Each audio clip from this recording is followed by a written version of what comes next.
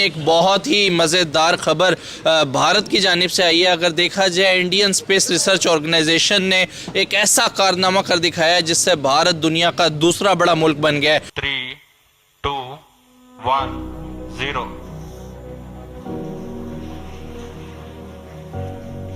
Lift off normal. Happy New Year to all of you. So on 1st January 2024, yet another successful mission of PSLV has been accomplished. नया साल आ चुका है, इसके साथ साथ बहुत सारी खुशखबरियां भी जो हैं हमें देखने को मिल रही हैं भारत से।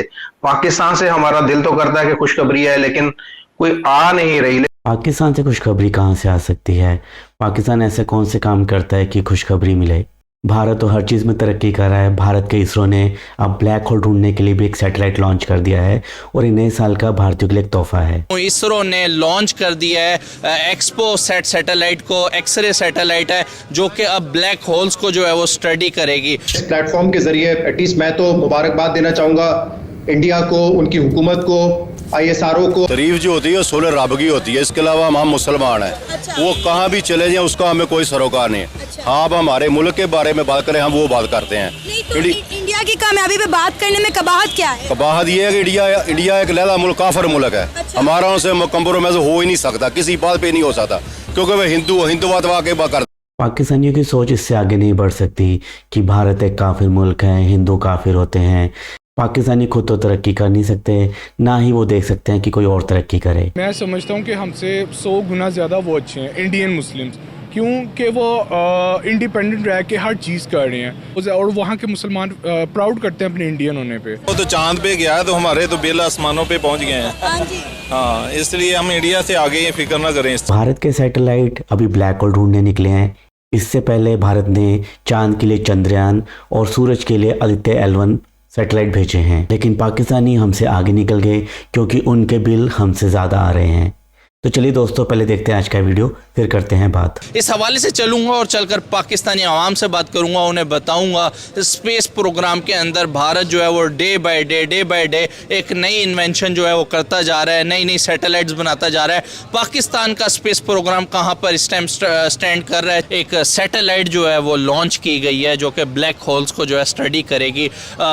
लकीली भारत दुनिया का दूसरा बड़ा कंट्री बन गया है जिसके पास अब ये टेक्नोलॉजी होगी। क्या कहना चाहेंगे, किस तेज़ी से भारत जो है वो स्पेस प्रोग्राम में दिन ब दिन उनका इदारा इसरो जो है वो कदम बढ़ा रहा है? डेली कोई ना कोई नई खबर आती है, कोई नई सैटेलाइट लॉन्च होती है। क्या कहना चाहेंगे आप? जी, इसके ऊपर तो देखें, पाकिस्तान का भी इदारा स्पार्को के नाम से बन गया था जो इस तरह की रिसर्च के लिए बनाया गया था, लेकिन अनफॉर्चुनेटली वो नताइज अभी तक पाकिस्तान का ये जो इदारा है वो नहीं दे सका। इंडिया में रिसर्च की बड़ी स्कोप है और वहाँ पे जो रिसर्चर है उसकी बड़ी कदर की जाती है। मैं खुद चाइना से, मेरी जो डिग्री है ग्रेजुएशन मैंने चाइना से की हुई है। वहाँ पे भी जो रिसर्च बेस्ड जो काम होता है उसको बहुत ज़्यादा इंपॉर्टेंस दी जाती है। पाकिस्तान में अनफॉर्चुनेटली ये चीज़ नहीं है, तो इसकी वजह से मतलब इधर काम नहीं हुआ। कुछ सैटेलाइट्स पाकिस्तान ने तो भेज दिए, वो भी अपनी मदद आपके तहत नहीं, वो चाइना के मदद से उन्होंने अपने सैटेलाइट भेज दिए। और मतलब जो रिसर्च का काम हो पाकिस्तान में वो सही नहीं हो रहा। जब तक आप रिसर्च को प्रमोट नहीं करेंगे आप आगे नहीं जा सकते। पूरी दुनिया इस वक्त भारत की तारीफें कर रही है, वो जिसको हम अपना अज़ली दुश्मन मानते हैं, आज पूरी दुनिया उनकी तारीफों के पुल बांध रही है। क्या कहेंगे? तारीफ जो होती है सोलर रब की होती है, इसके अलावा हम मुसलमान हैं। अच्छा। वो कहाँ भी चले जाएं उसका हमें कोई सरोकार नहीं है। अच्छा। हाँ, आप हमारे मुल्क के बारे में बात करें, हम वो बात करते हैं। नहीं तो इंडिया की कामयाबी पे बात करने में कबाहत क्या है? कबाहत ये है कि इंडिया एक लैला मुल्क, काफर मुल्क है। अच्छा। हमारा उनसे कंप्रोमाइज हो ही नहीं सकता, किसी बात पे नहीं हो सकता, क्योंकि वह हिंदुवाद वाकई बात करते हैं। मुसलमानों को ना जीना हराम किया वहाँ पे, क्यों उसकी हम बात क्यों करें? हम उसकी हम हमारे मुल्क के बारे में पूछे, इसके हालात क्या है, ये क्यों नहीं जा सके? हाँ, मैं ये बताता हूँ, आपसे वो भी पूछूंगी कि हम क्यों नहीं जा सके। पहले मुझे आप ये बताएं, आपने कहा वो काफिर है। हाँ जी, हाँ जी। काफिर तरक्की कर गया है, ठीक है, हम मुसलमान होकर तरक्की नहीं कर पाए। हाँ, मैं ये बताता हूँ, पाकिस्तान को तकरीबन 76 साल या 78 साल पाकिस्तान को आज़ाद हुए हो गए हैं, ठीक है ना? वो भी हमारे साथ ही आज़ाद हुआ ना। चीन हमारे बाद आज़ाद हुआ है, वो कहाँ खड़ा है? चीन का और भारत का मुआवजा कर सकते नहीं कर सकते? चीन ऐसे दुनिया में मौशत की हड्डी बना हुआ है। सुने, वहाँ पे जो चाइना में काम होता था ना कारोबार, वो सारा इंडिया में शिफ्ट हो गया है। तमाम एप्पल की इंडस्ट्री, आपकी Tesla industry, car manufacturing, mobile manufacturing, यहाँ तक कि सेमीकंडक्टर भी चाइना से इंडिया में शिफ्ट हो गया है। उन्होंने सियासतदान बनाए हैं, डॉक्टर बनाए हैं, इंजीनियर बनाए हैं, ठीक है ना। उन्होंने हर काम किया है, मुल्क के लिए किया है। हमारे बड़ों ने क्या किया? हमारे बड़ों ने क्या खजाने बनाए हैं, बनाए और बिल्डिंगें बनाई हैं। मुल्क के लिए कुछ नहीं किया है। चाहे कोई भी सियासतदान हो, कोई एक बंदा बता को मुल्क के लिए क्या किया है 2018 से पहले? कुछ नहीं किया, कुछ नहीं किया किसी ने। आप बात कर रहे हैं इंडिया की, इंडिया काफर मुल्क है, ये है वो है फलां है। पहली बात तो ये है कि नरेंद्र मोदी साहब को, जो आप लोग मुंह भर भर के बातें करते हैं, आज वो देखें दुनिया में सबसे ज़्यादा पसंदीदा तरीन लीडर हैं। क्यों? क्योंकि उन्होंने अपना मुल्क को यहाँ से यहाँ पर जाकर ले गए हैं।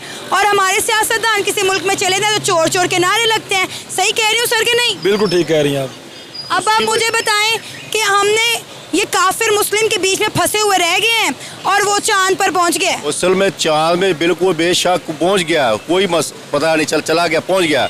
मगर बात करने का हमारा मुल्क क्यों पीछे है, उसकी रीजन वजह यही है कि हमारे मुल्क में इसमें काम नहीं हो रहा। बड़ा मसला भारत डे बाय डे इतना आगे कैसे बढ़ रहा है? वो इसका हर शोबे में ही इतनी तरक्की कैसे कर रहा है? अब ये देखिए ना सर, उनका जो एटमी साइंसदान था, ठीक है ना, उन्होंने उसको सदर बना दिया।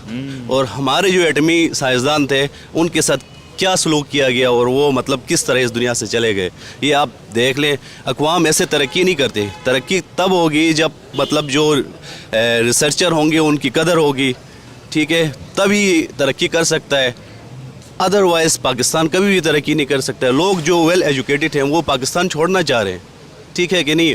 ना लॉ एंड ऑर्डर है यहाँ पे, ठीक है, ना मतलब किसी और चीज़ की कदर है, तो लोग यहाँ बैठ के करेंगे क्या? क्या लग रहा है मौजूदा करंट टाइम के अंदर अगर देखा जाए तो भारत बहुत से शोबों में पाकिस्तान से इस टाइम आगे है?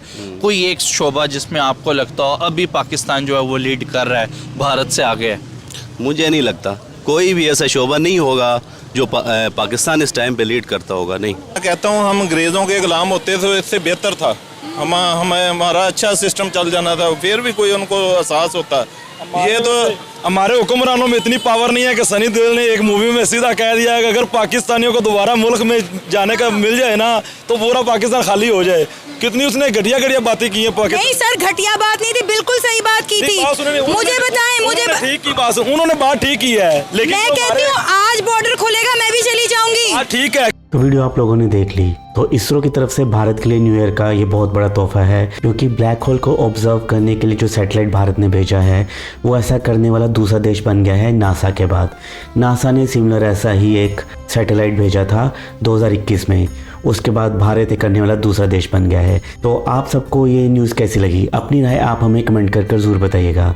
और जाने से पहले आपसे रिक्वेस्ट है, अगर आप इस चैनल पर नए हैं तो चैनल को सब्सक्राइब करके बेल नोटिफिकेशन के बटन को ज़रूर दबाइए। तो चलिए दोस्तों, मिलते हैं अगले वीडियो में, तब तक के लिए जय हिंद, जय भारत।